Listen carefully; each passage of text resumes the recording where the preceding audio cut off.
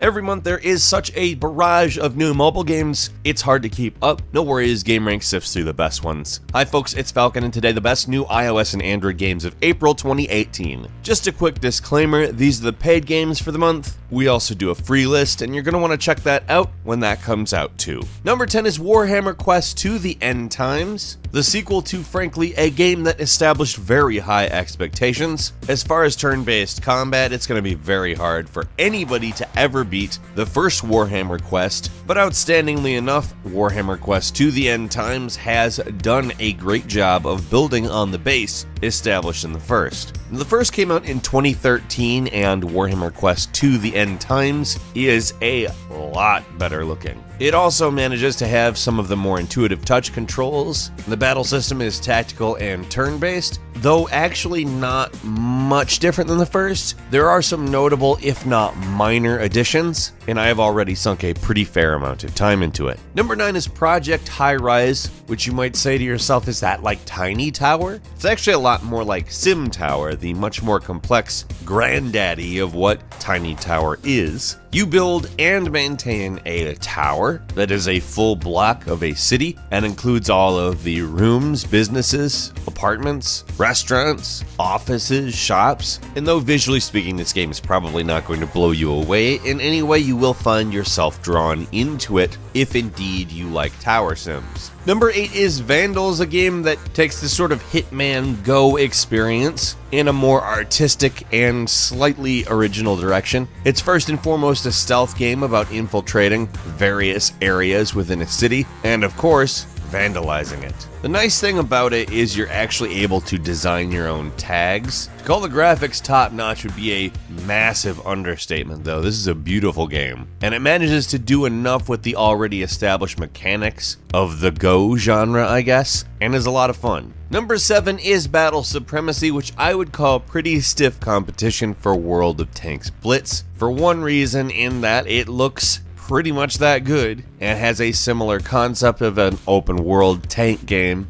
but also because it doesn't force you online. If you really want to play offline, you can, and that is something for a lot of people that is a big advantage. Now, this game has a lot of what I would call standard features, but it does them so well, it's really absolutely worth your time to check out. Like I said, I think it's pretty stiff competition for World of Tanks Blitz. Number 6 is The Room Old Sins, a continuation of the Room saga, the obviously premier game in the puzzle room genre that it basically single-handedly created. In every way, this could easily be the best The Room game. I think this one better strikes a balance between not insulting your intelligence and overloading your brain, and really takes the visuals to a new high. It's one of those games that you just don't want to end, you want it to keep going on forever, but even though it can't, you will enjoy your time with it if that's the type of game you like. Number 5 is The Pillars of Earth, that is very much a classic point-and-click style adventure game with some very sharp, nice, unique visuals, and a really detailed, very intense story. However, when I say intense, I don't mean edge of your seat, I mean there is a lot of story. Considering how very standard the genre it chooses is, this is a unique experience, and I think that fans of the genre will enjoy it. Also, just to mention the hand-painted graphics, they are gorgeous, and I found myself looking at that,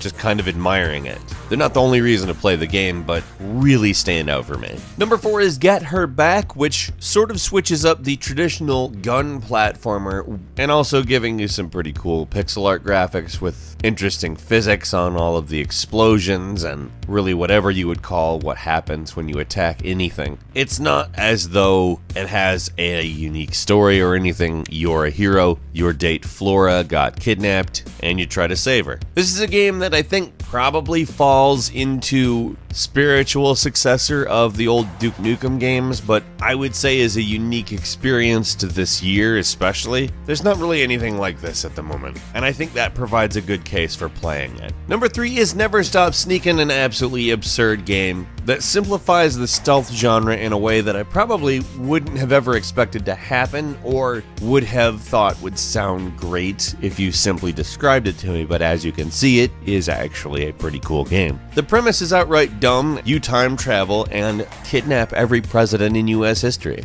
The game will give you some Metal Gear Solid vibes from time to time. I would say that is extremely intentional, but it's also a lot more course-based than any Metal Gear Solid game could imagine itself to be, and for that, it actually really works out well. I would say it almost innovates in a lot of ways. Now, that doesn't mean every single stealth game should be like this one in the future, but it tries some new things and they work. Number 2 is Returner 77, a sci-fi puzzle game with a mystery element to it that has just an incredibly good culmination of a storyline, and visually speaking, I don't think that you're gonna look at anything on the phone that looks this good in basically any other game. Essentially, you explore an alien spaceship and interact with an obstacle course laid out in front of you and try to find another survivor, and I can't say much else without spoiling it. A quick mention for this one is the soundtrack, which is great. Finally, number 1 is Oddmar, which is easily the prettiest platformer in years on mobile. Frankly, it seems like it should be something that's on the Switch as opposed to mobile, and reeks of everything that says premium. The game is Viking themed, though I wouldn't really say that that is the most important element of the game. It is just an incredibly well-made platformer with action elements. It's almost baffling that it's on mobile. It is way higher quality than basically anything else on mobile. This seems like something that should have been on, like, say, Switch or even the bigger consoles first, and then here in the mobile space later, but that's not a bad thing. That's actually a very good thing, especially if you like action platformers. This is the best one